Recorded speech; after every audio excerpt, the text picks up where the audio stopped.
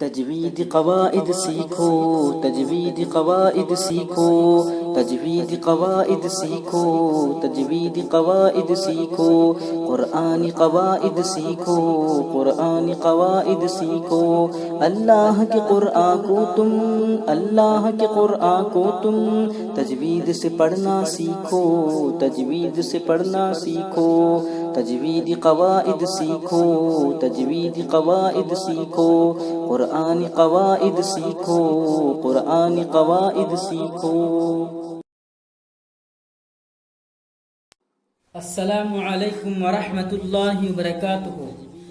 محترم سامعین و ناظرین حضرات، آپ سب کا استقبال ہے تجویدی قواعد سیکھو درس میں۔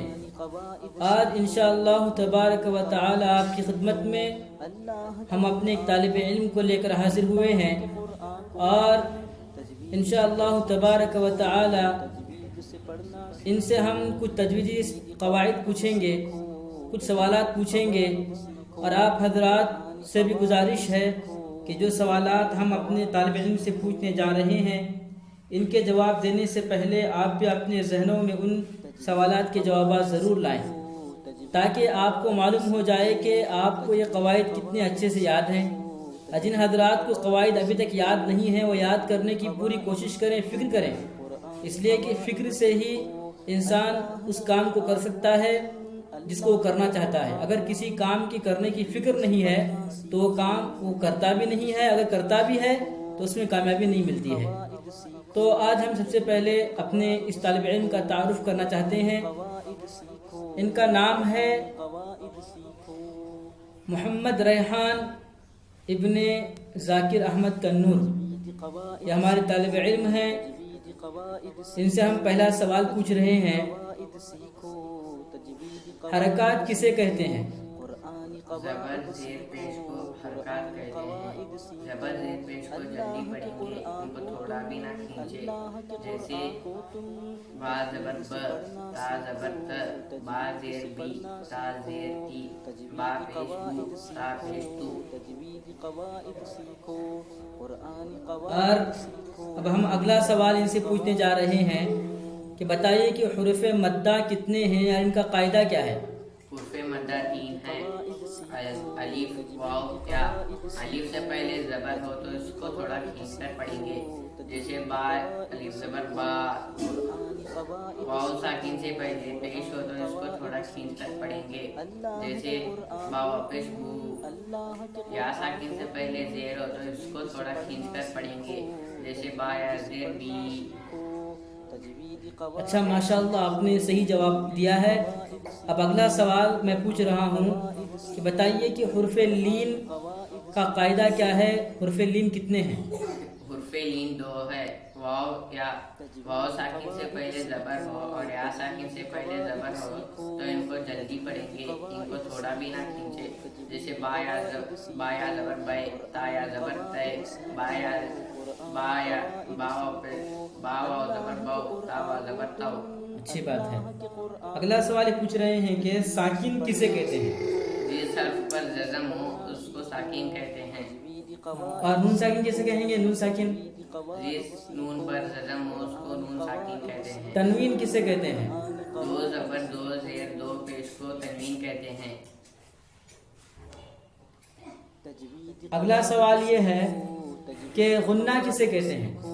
تھوڑی دیر آواز کو ناک میں چھپا کر پڑھنے کو غنہ کہتے ہیں۔ ہاں ٹھیک ہے، ناک میں چھپانا، ناک میں روکنا، جیسے کہ ہم پنکھا کی آواز کو پڑھتے ہیں، نون ظاہر نہیں ہوتا ہے، تو نون ساکنہ تنوین کی آواز کو ناک میں چھپا کر پڑھنے کو غنہ کہتے ہیں۔ اسی طرح سے جہاں بھی ہم غنہ کریں گے وہاں پر ہم ناک میں تھوڑی دیر آواز روک کر پڑھیں گے۔ تو اگلا سوال یہ ہے کہ یہ بتائیے کہ وہ کون سا قاعدہ ہے جس کو حروف مدہ کی طرح پڑھا جاتا ہے؟ کھڑا زبر، کھڑا زیر الٹا پیش کو حروف مدہ کی طرح کھینچ کر پڑھا جاتا ہے، ماشاءاللہ اچھی بات ہے۔ اس کی مثال اگر آپ بتاتے ہیں تو ایک دو مثالیں بتائیے آپ۔ کھڑا زبر با، با الف زبر با، با کھڑا زیر بی، با یا زیر بی، با با الٹا پیش بو، با واو پیش بو. ہاں دیکھیے آپ، یہ قاعدہ اس طرح سے ہے کہ جس طرح حروف مدہ کو پڑھتے ہیں اسی طرح سے کھڑا زبر کھڑا دیر الٹا پیش کو کھینچ کر پڑھا جائے گا. یہ بتائیے کہ تنوین اور نون ساکن کی آواز ایک جیسی ہوتی ہے یا الگ ہوتی ہے؟ تنوین اور نون ساکن کی آواز ایک جیسی ہوتی ہے.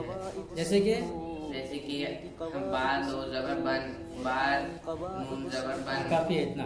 دیکھیے جہاں پر ہم سمجھ رہے ہیں کہ تنوین اور نون ساکن جو ہے اس کا قاعدہ ہم بیان کر رہے ہیں تو الگ بیان کر رہے ہیں، لیکن جب پڑھیں گے ان کو، جب ان پر حرکات آئیں گے پڑھیں گے تو ہم کس طرح پڑھیں گے؟ دیکھیے با دو زبر بن، با نون زبر بن، با دو زیر بن، با نون زیر بن، با دو پیش بن اور با نون پیش بن، اس طرح سے پڑھیں گے. اب اگلا سوال ہم آپ سے پوچھ رہے ہیں وہ یہ ہے کہ یہ بتائیے کہ تنوین اور نون ساکن کے کتنے قاعدے ہیں؟ تنوین اور نون ساکن کے 4 قاعدے ہیں. نام بتائیے. قاعدہ نمبر 1 اظہار، قاعدہ نمبر 2 اقلاب، قاعدہ نمبر 3 اخفا، قاعدہ نمبر 4 ادغام. ہاں ٹھیک ہے، چاہے اس کو آگے پیچھے پڑھو. دیکھیے قاعدہ نمبر 1 بتایا انہوں نے اظہار، دوسرا قاعدہ بتایا اقلاب، اخفا ہی بول سکتے ہیں، اور تیسرا قاعدہ بتایا اخفا، چوتھے قاعدے کا نام ادغام ہے. اب ہم نے ان کو جو ہے صرف 3 قواعد پڑھائے ہیں.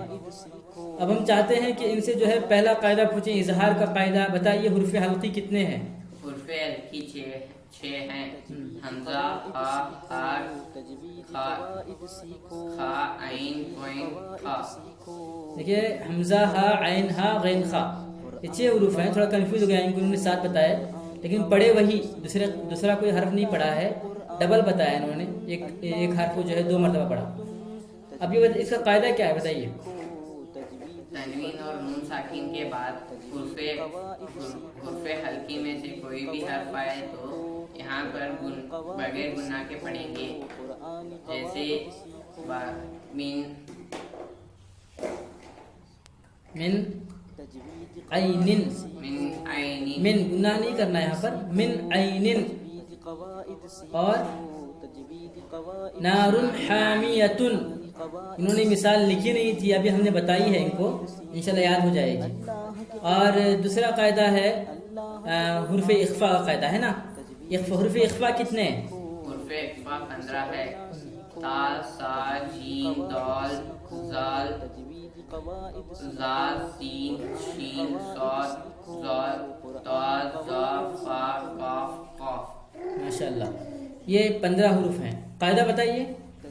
تنوین اور نون ساکن کے بعد حروف اخفا میں سے کوئی بھی حرف آئے تو یہاں پر آواز کو ناک میں چھپا کر گننا کر کے پڑھیں گے. تنوین اور نون ساکن کی آواز کو ناک میں چھپا کر غنہ کے ساتھ پڑھیں گے. مثال بتائیے اس کی.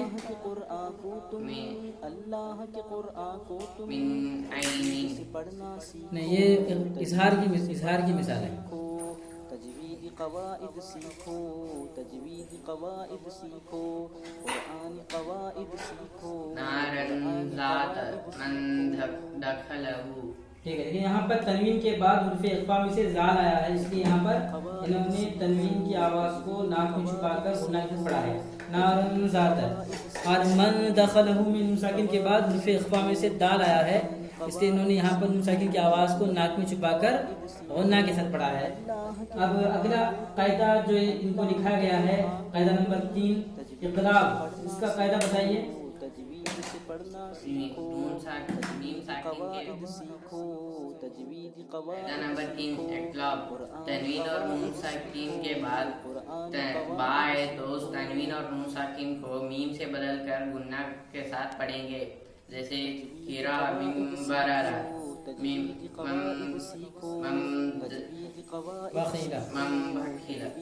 مم بخیلہ.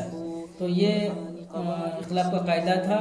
اب ان کو جو ہے آخری قاعدہ جو تنوین اور ساکن کا ہے وہ ابھی پڑھایا نہیں گیا، لکھایا نہیں گیا ہے. انشاءاللہ اس کے بعد کے سوالات انشاءاللہ جو قواعد اگلے ان کو لکھائے جائیں گے اور پڑھائے جائیں گے، انہی کے سوالات ان سے پوچھے جائیں گے. اور کوشش اس بات کی جائے گی کہ جب یہ قواعد ختم ہو جائیں تو ان بچوں کا امتحان لیا جائے اور اس سے معلوم ہوگا کہ انہیں کتنا یاد ہے. اور اس کے ساتھ ساتھ ایک بات سمجھ لیجئے کہ صرف قواعد یاد کرنا یہ اصل نہیں ہے. قواعد یاد کرنا یہ یا قواعد کو رٹ کر آنا یہ اصل مقصد نہیں ہے، بلکہ قواعد اس طرح سے یاد کیے جائیں اس طرح پڑھے جائیں کہ جب بھی ہم قرآن مجید پڑھ رہے ہوں اور جہاں کہیں بھی یہ قواعد آ رہے ہوں ہمیں معلوم ہو کہ یہ قاعدہ یہاں پر آ رہا ہے، فلاں قاعدہ یہاں پر آ رہا ہے، فلاں قاعدہ یہاں پر جو ہے ہمیں پڑھنا ہے اور فلاں طریقے سے پڑھنا ہے، فلاں ترتیب سے پڑھنا ہے، فلاں طریقے سے پڑھنا ہے۔ جب یہ معلوم ہو جائے گا تو سمجھو کہ آپ کو سب کچھ آ گیا۔ اگر صرف قواعد یاد کر لیے، رٹ لیے اور پھر جب ہم پڑھ رہے ہیں ہم کو سمجھ میں نہیں آ رہا ہے ہم کیا پڑھ رہے ہیں، تو پھر اس کا مطلب یہ ہے کہ کچھ بھی سمجھ میں نہیں آیا، تو پڑھنا اور نہ پڑھنا دونوں برابر ہو جائیں گے۔ تو اس لیے بہتر یہی ہے کہ اپنے اوقات کو ضائع کیے بغیر اور اپنے وقت کو برباد کیے بغیر ہم جو ہیں ایسی چیزوں میں لگ جائیں جو ہمارے لیے فائدہ مند ہو، کہ قرآن مجید کو سیکھنا۔ ابھی لاک ڈاؤن کا زمانہ بھی ہے، فل جو ہے انسان فری نہیں ہے، یعنی ہر انسان جو ہے فری طور پر اپنے گھر پر نہیں ہے، بلکہ وہ ٹینشن میں ہے، پریشانی میں۔ لیکن ایسے موقع پر اگر ان چیزوں کو سیکھا جائے اور پڑھا جائے، اللہ تعالیٰ اس کے ذریعے سے بھی اپنے عذاب کو ہٹا دیتے ہیں کہ ہم قرآن مجید کو، اللہ کے کلام کو سمجھنے، اس کو پڑھنے میں لگے ہوئے ہیں، اور یہ اللہ کے یہاں پر بہت زیادہ مقبول ہوگا اور اللہ کے یہاں پر بہت زیادہ پسندیدہ ہوگا۔ تو اس لیے میں تمام حضرات سے گزارش کرتا ہوں کہ وہ جو ہے اپنے قرآن پاک کی اصلاح کر لیجئے۔ اللہ کے یہاں پر یہ نہیں پوچھا جائے گا کہ تم نے کتنا کمایا، کتنا جو ہے تم نے جو ہے اپنے گھر پہ مطلب کھانے کا انتظام کیا، پینے کا انتظام کیا، کھلایا پلایا پہنایا، یا تم نے جو ہے کتنا جو ہے اپنے بینک میں کتنا پیسہ رکھا ہے اور کتنی بلڈنگیں بنائیں، کتنی گاڑیاں خریدیں اور کتنا کاروبار کیا۔ اللہ تعالیٰ اس کے بارے میں نہیں پوچھیں گے، بلکہ سب سے پہلے جو ہے اللہ تعالیٰ اپنے ہمارے اعمال کے بارے میں پوچھیں گے کہ ہم نے کتنے اچھے اعمال کیے اور کتنا جو ہے ہم دین پر چلتے رہے، یہ اللہ تعالیٰ ضرور پوچھیں گے۔ اسی کے اندر کاروبار بھی آتا ہے اور کمانا اور مطلب جو ہم بزنس کرتے ہیں وہ سب اس میں آتا ہے، لیکن وہ اس وقت ہمیں سمجھ میں آئے گا جب دین ہمارے اندر ہوگا۔ دین جب تک ہم سمجھیں گے نہیں تو ہم جو ہے صحیح اور غلط کو پہچانیں گے ہی نہیں۔ اس قرآن مجید کو سمجھنا پڑھنا ضروری ہے، جس کے ذریعے سے ہم دین کو سمجھنے والے بن جائیں گے۔ اللہ تعالیٰ مجھے بھی اور آپ کو بھی کہنے سننے سے عمل کرنے کی توفیق عطا فرمائے۔ ہم اپنے شاگرد محمد ریحان ابن ذاکر، ان کے والد صاحب ہیں ذاکر احمد، یہ کنور کے ہیں، تو ان کا ہم شکریہ ادا کرتے ہیں کہ انہوں نے یہاں پر جو ہے آ کر اپنے قواعد سنائے۔ چاہے تھوڑے بہت جو ہے ان کے اندر غلطیاں نکلی، لیکن یہ سب جو ہے تھوڑا سا ڈر بٹھا رہتا ہے ہر طالب علم کے اندر، جو ہے وہ جب سامنے آتے ہیں تو تھوڑا ڈر جاتے ہیں، لیکن جب اکیلے میں ان سے بیٹھ کر پوچھے جائیں سوالات سبق کے دوران تو وہ جوابات صحیح صحیح دیتے ہیں۔